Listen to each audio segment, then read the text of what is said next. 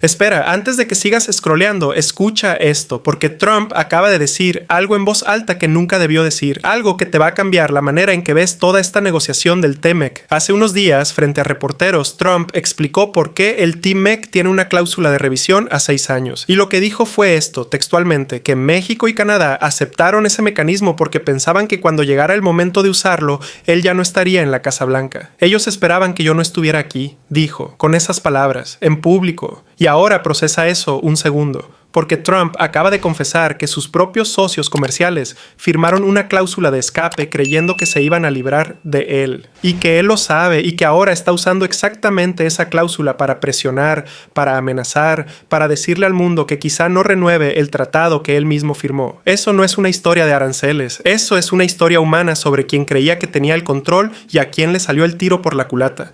Quédate hasta el final porque te voy a contar qué respondió Ebrard, por qué los propios fabricantes estadounidenses ya le están diciendo a Trump que se equivoca y cuál es el dato que debería preocuparle más a Washington antes del 1 de julio. Vamos por partes. Primero, el contexto, porque hay que entender bien qué es esta cláusula de la que habla Trump. Cuando se negoció el TMEC en 2018 y 2019, se incluyó en el artículo 34.7 una cláusula que obliga a los 3 países a revisarlo a los 6 años de su entrada en vigor. Si los 3 quieren renovarlo, se extiende 16 años más hasta 2042. Si no llegan a un acuerdo, el tratado entra en revisiones anuales por una década y si tampoco así se resuelve, expira en 2036. Esa cláusula fue idea de Trump. La metió él porque el TLCAN anterior no tenía mecanismo de salida y eso le molestaba. Quería tener una palanca de presión cada cierto tiempo, pero resulta que la misma palanca que él diseñó ahora la está usando en su contra, porque cuando llegó el momento de activarla, Trump sigue en la Casa Blanca, México y Canadá ya enviaron sus cartas pidiendo renovar el tratado por 16 años. Y Washington todavía no tiene claro qué quiere.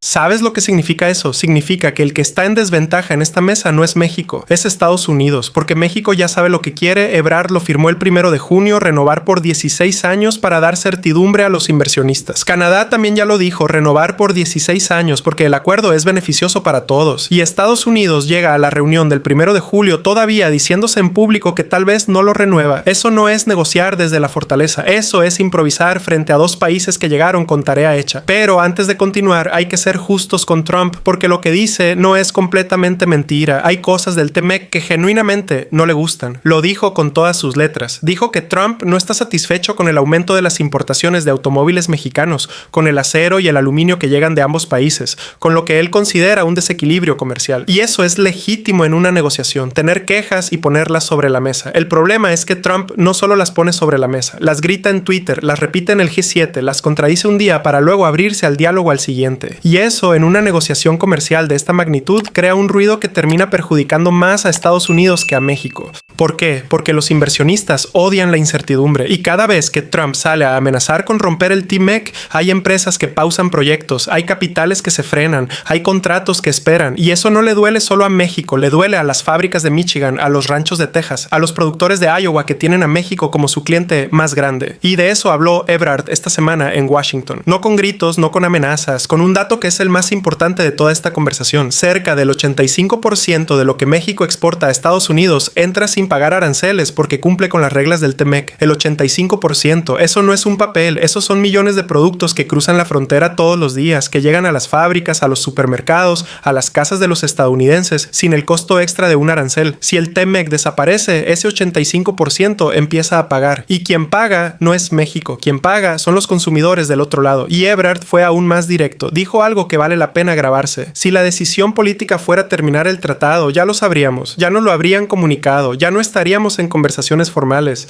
Y tiene razón, porque mientras Trump decía en el G7 que preferiría no tener el TMEC, su propio representante comercial, Jamieson Greer, estaba en Washington sentado frente a Ebrard durante horas discutiendo reglas de origen, agricultura, sector automotriz y cadenas de proveeduría farmacéutica, con nivel de detalle técnico que solo tiene sentido si en el fondo los 2 países quieren que esto siga funcionando. Ese es el verdadero estado de la negociación, más allá del show de Trump. 2 equipos técnicos trabajando en serio, con una agenda concreta, mientras el jefe de uno de ellos sale a decir en público que tal vez no quiere el acuerdo. Eso, en cualquier empresa, sería una crisis de management. En una negociación comercial es simplemente el estilo Trump. Y aquí viene la parte que más me parece importante que entiendas, porque conecta directamente con tu vida aunque no trabajes en el sector exportador. El TMEC no es solo un acuerdo de gobierno a gobierno, es el marco que que hace posible que México sea hoy el principal socio comercial de Estados Unidos. Por encima de China, por encima de Canadá, por encima de cualquier otro país del mundo. México le vende más a Estados Unidos que nadie, y México le compra más a Estados Unidos que nadie.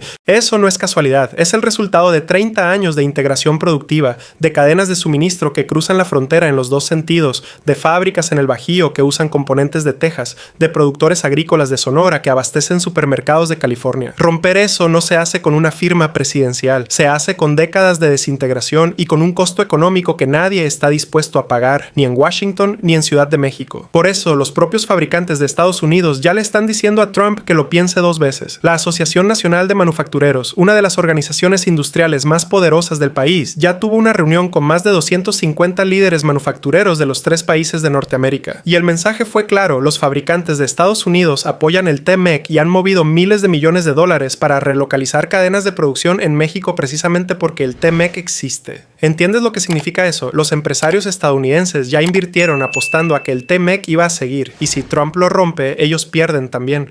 Y ahora volvamos a la frase que abrió este video. Ellos esperaban que yo no estuviera aquí. Trump lo dijo como si fuera una travesura que le salió bien, como si se hubiera burlado de sus socios. Pero piénsalo al revés. Si México y Canadá pusieron esa cláusula creyendo que Trump no iba a estar para activarla, ¿qué dice eso de cómo el mundo ve a Trump como socio comercial de largo plazo? Dice que nadie quiere negociar con alguien que puede cambiar las reglas cuando le conviene. Dice que el problema de fondo no es el TMS, es la incertidumbre que genera Trump cada vez que abre la boca sobre el TMS. Y eso es exactamente lo que México tiene que manejar en estas próximas semanas. No la amenaza de que el tratado se rompa, que según todos los análisis serios es un escenario poco probable, sino el ruido constante que congela inversiones, que frena decisiones y que hace que el crecimiento de México quede por debajo de su potencial mientras todos esperan a ver qué decide el señor de la Casa Blanca. La reunión del 1 de julio ya está encima, es virtual, no presencial, no va a ser el gran acuerdo que muchos esperaban, va a ser el arranque formal de un proceso que según el propio Ebrard seguirá en la tercera ronda el 20 de julio en Ciudad de México. Ahí es cuando se discutirán los textos detallados. Ahí es cuando sabremos si hay voluntad real de renovar por 16 años o si esto se convierte en un proceso anual que dura hasta 2036. Y mientras tanto, México tiene algo que Trump no puede comprar con ningún decreto: